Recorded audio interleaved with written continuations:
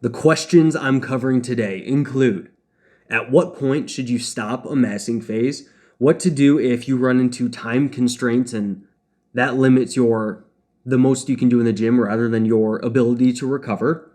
How to handle holidays and alcohol? My thoughts on people wearing tight clothes to the gym and that sort of thing. Should everyone track their macros? And finally, how many calories does muscle burn? So we got a Q&A today. That's what we're going to cover. And I think moving forward with this channel is I'm thinking a weekly Q&A and then kind of a roundup of some of the news that I saw in regards to articles, studies, and that sort of thing. All right? So we'll start with the Q&A and then go into kind of the news portion. Just a couple of things I want to touch on. So at what point should you stop massing? I think that this answer for most people is the point in which you're no longer comfortable with your body fat levels. Now, this can be tricky because some people might not be comfortable with their body fat levels at a point to where it's not really productive to stop a massing phase. But for most people, the point in which you should probably hit the brakes on that mass is when you're just not comfortable with your level of body fat. Now, is 20% body fat a relatively decent spot for that? Maybe, but man, it can be so tough to tell what body fat you're at. Like, I've done underwater weighing, bod pod, all that stuff for my degree, and there's times to where I swear I look like I'm 15, 16% body fat because I think I'm just one of those people that always views myself as probably a little bit more chunky than I am. And I came out like under 10%. And even if it's off by 4 or 5%, yeah, dude, you're probably not at the point to where you need to strongly consider a cutting phase or something like that. So it's really tricky. But for one, the point in which you're no longer comfortable. Now, I would not start a cutting phase before you're kind of above your natural kind of settling range. So if you still have food focus and you still feel kind of like dog shit in the gym and you're noticing that food is still preoccupying a lot of mental space and you might have some diet fatigue and stuff like that, I would not go through a cutting phase. But if you're no longer comfortable with your body fat, then the best option might be to just maintain for a little while. See if you can make some gains right around maintenance. All right. Now, another decent rule of thumb is if you notice that your performance is no longer scaling very well with your body weight. So let's say you went from 180 pounds to 200 pounds and you notice that, hey, my bench press is just flying up, performance is going crazy, we're doing an awesome job. But then you go from 200 pounds to 210 and your bench kind of plateaus and stuff like that, and all your other lifts do too. Like, it's consistent that, hey, I'm not seeing those returns anymore for the extra weight I'm gaining. That might be a decent sign that, hey, maybe we kind of left that sweet spot to where performance is really good and we're still pretty lean, and now we might just be adding a little bit of unnecessary adipose tissue. Could be the case. Now, my client's question was more so in regards to if everything's going well on a mass, like you're still feeling pretty lean, you've done multiple hypertrophy mesocycles of gaining, you're progressing, you're seeing visual changes as he is. Like, he's a guy that already had pretty good genetics, and then we got him on a more structured training program, and he's had like linear progress week to week in his strength and seeing his physique. He's gained like a significant amount of weight and he looks leaner and more jacked. So he's probably a unique example to where, man, when you get someone that's already genetically pretty gifted and put them on structure, it can be game changing. But in that scenario, with everything going well, I don't see a reason to just arbitrarily cut off a massing phase. Like, physiologically, yes, you might assume that the more you drive hypertrophy phase after hypertrophy phase and push body weight up, the more resistant you might become to future gains and that sort of thing. But if you can fairly objectively say everything's going well, I don't see a reason to just arbitrarily cut off a masking phase if things are going really well. All right, like it's kind of like if it's not broke, don't try to fix it. But if you got to the point to where your weight's increasing disproportionate to the body fat you have, or you're just kind of no longer comfortable with your physique, but you're well above your settling point, or maybe you're pushing to a level to where your body fat's becoming unhealthy. And I think that a waist circumference, man, I haven't looked at this in a while, but I believe it's over 40 inches for guys and 36 for females. But I'm not 100% sure on that. I haven't looked at the exact waist circumferences for a while, but maybe I'll put that down in the notes below just to kind of clarify. But if you're getting to a point where your body fat levels are potentially unhealthy, maybe much above 20-25%-ish, ballpark guesstimate, then hey, it's probably a good idea to bring things back. But I'm guessing most people watching this probably are going to pass that comfortability point a little bit before that, all right? So that's kind of my thoughts around stopping a mass. Second question from a client. These are all from clients, and drop your comments below if you have any questions. I'm thinking I'm doing these weekly, so you'll get them answered right next week, all right? So what to do if time constraints can kind of constrain your MRV, like you could do more volume, but you're just hitting time constraints. Well, in this scenario, I would use things like antagonist supersets. So supersetting bicep curls with triceps, supersetting calf work with delts, stuff like that. Awesome to increase your workout density. Additionally, you can do techniques like using drop sets and myo reps and just getting more work in less time. I think that's what you'd have to do. If time is the biggest factor limiting your MRV, then I would start using intensity techniques, antagonist supersets, and get more work in less time is the route I would go. But at some point, you might get to, hey, I'm still doing these techniques and I still just can't get it all in. Well, then it's probably a good time to consider, hey, do I need to prioritize my volume a little bit? So do I need to bring volume down a little bit on exercises or on muscle groups I care a little bit less about? And do I need to increase that training stress elsewhere? So let's say you don't really care about your legs as much, but you can absolutely do more volume for your arms. Well, maybe you take a few sets off of your hamstrings and are able to fill that time with your arms. So intensity techniques, antagonist supersets, and also distributing your volume a little bit differently. So maybe bringing it down in other areas and up in certain areas to where you want to prioritize a little bit more. All right. Third question, how to handle alcohol and the holidays and how to approach the holidays in total. Well, I think the best thing you can do is, I personally am not the biggest fan of tracking over the holidays. I think that in the past I've said, hey, tracking stresses me out less, so I'm just going to track and do that sort of thing.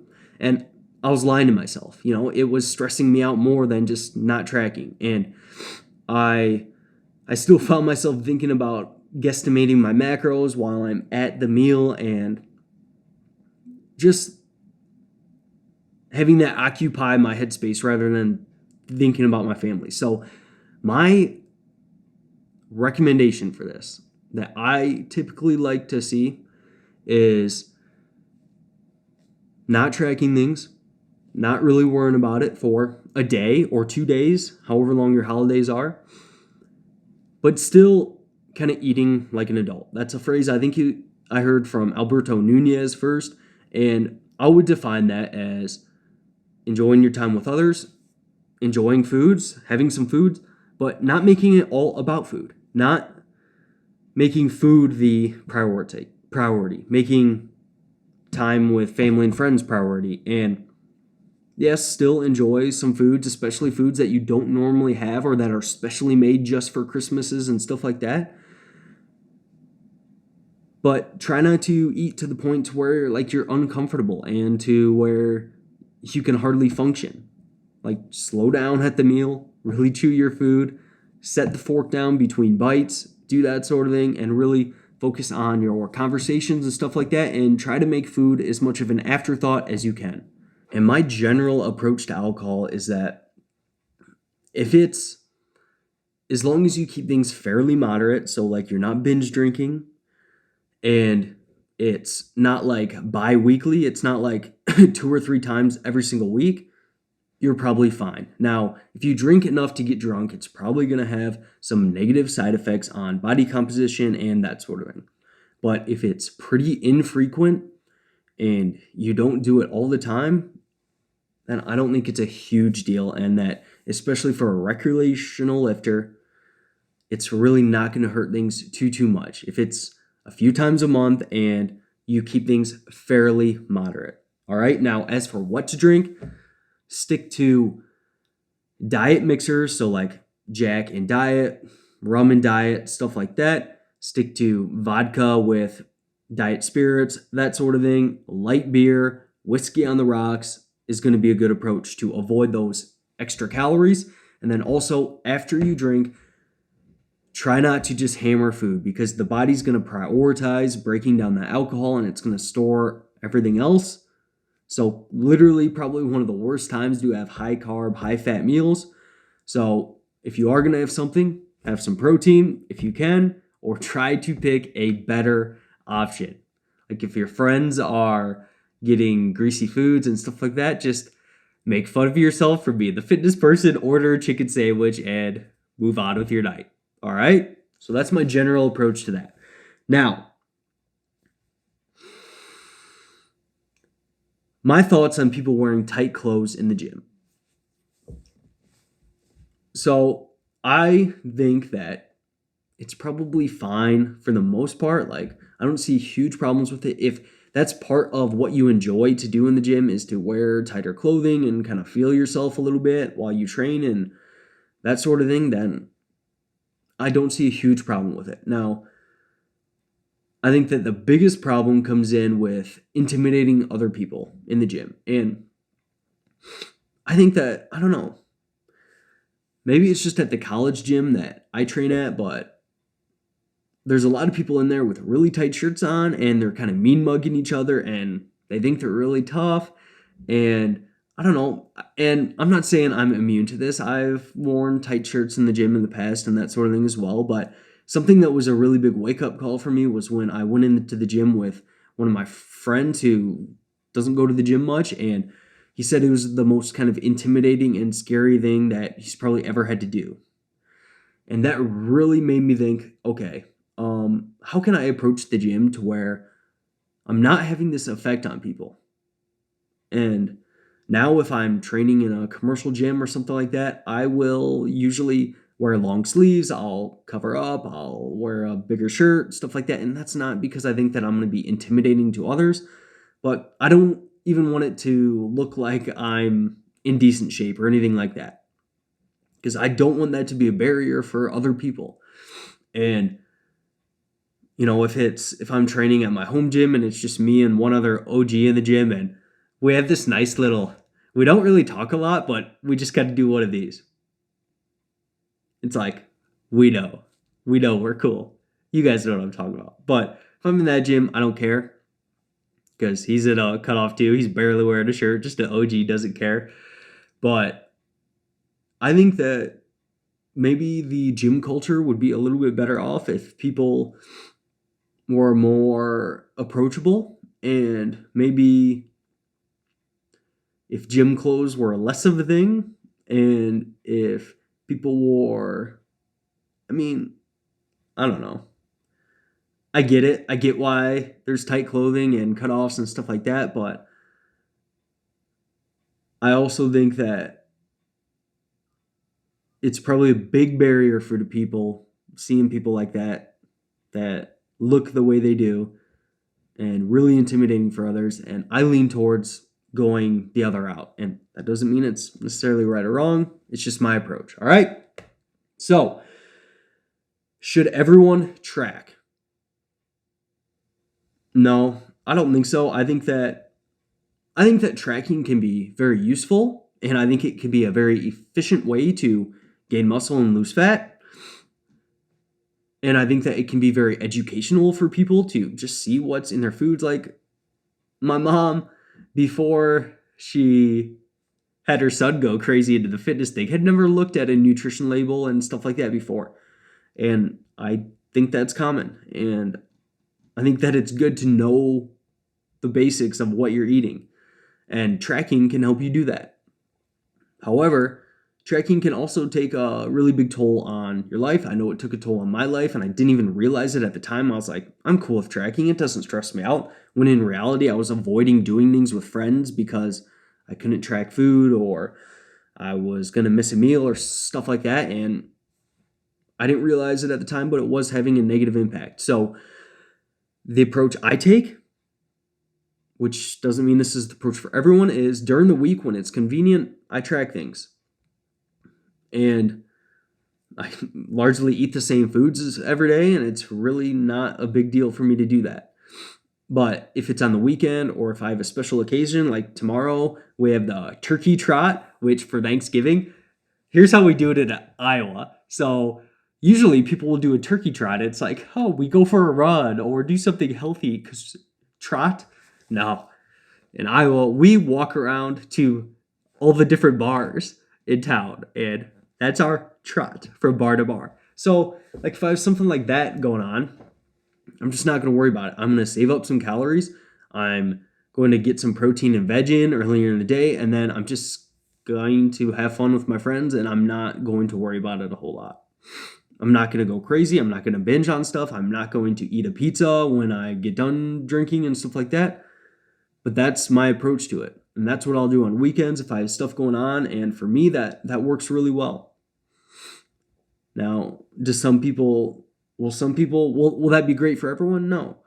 But I think that you have to find that point to where, okay, you can still stay in shape and you can still get closer to your goals, but it's still not negatively impacting your life a whole lot.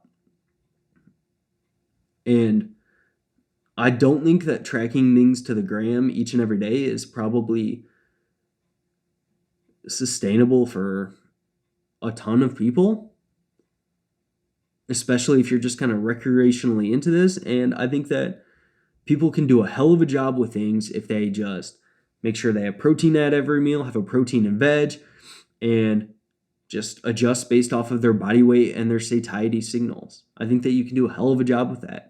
But that doesn't mean I think tracking's bad, and I don't think it has to be one or the other. And I think that combination of them both is a good idea. Or maybe you start not tracking a meal, and then you don't track 2 meals, and you progress into it. And then every once in a while, you do kind of an audit to where you track your food all day, see where you're at, and then kind of adjust how much you're eating based on those audits and go like that. I don't think it has to be one or the other. I don't think either approach is better or worse. And I think that it just depends on what your schedule looks like, what your preferences are, and what works kind of best for you. And the final question this week is, how many calories does a pound of muscle expend? So you put on a new pound of muscle, how many additional calories do you get from that? And research tends to suggest that it's around about 20 to 25 calories per pound, or around 50 calories per kilo. And I think a lot of people kind of write it off as, non-significant or pretty trivial.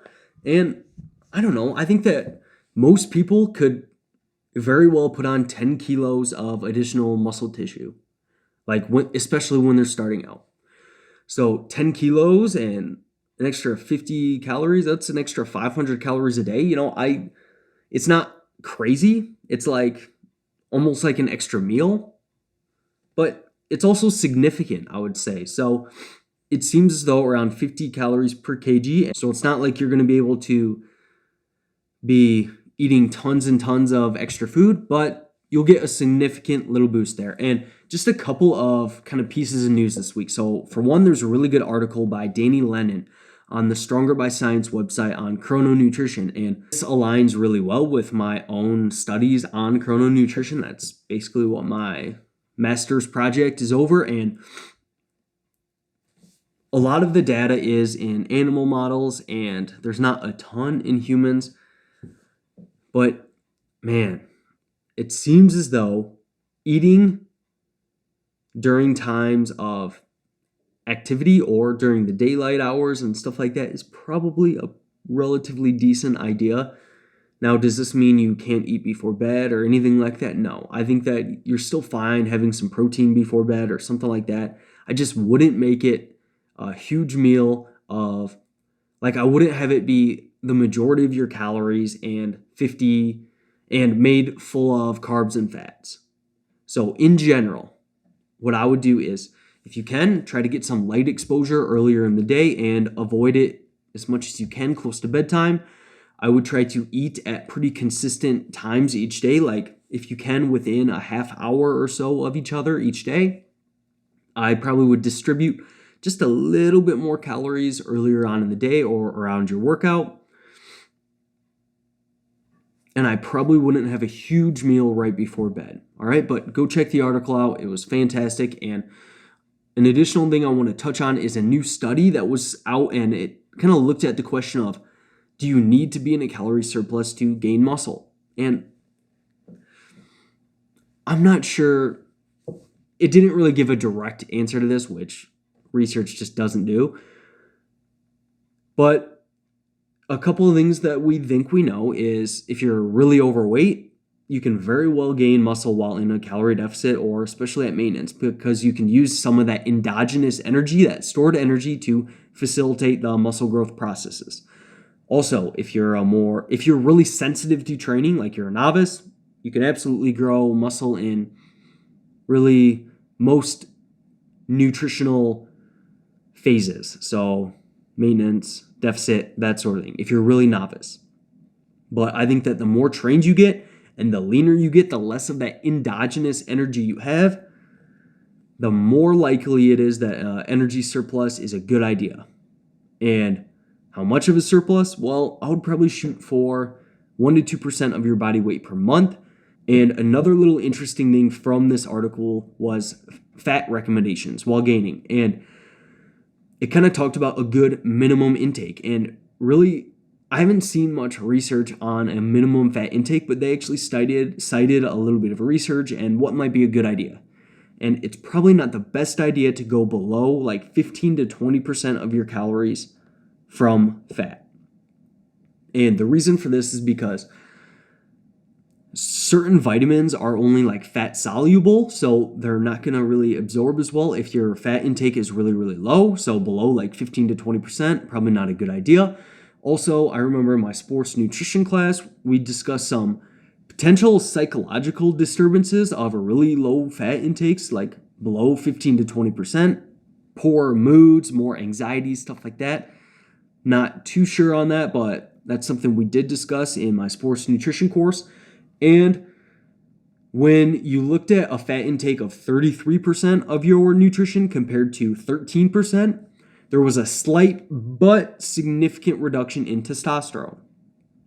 So whether that matters for hypertrophy, I'm not sure. I would say probably fairly non-significant. But I do think that, it's still a consideration to where, hey, maybe we hit that bottom line around 15% and we shoot to be above that most of the time. All right. So that's all I got for this one. Let me know how you like the layout of Q&A and then a little bit of takeaways from some content I looked at this week, and drop your questions below, and I will see you next Sunday.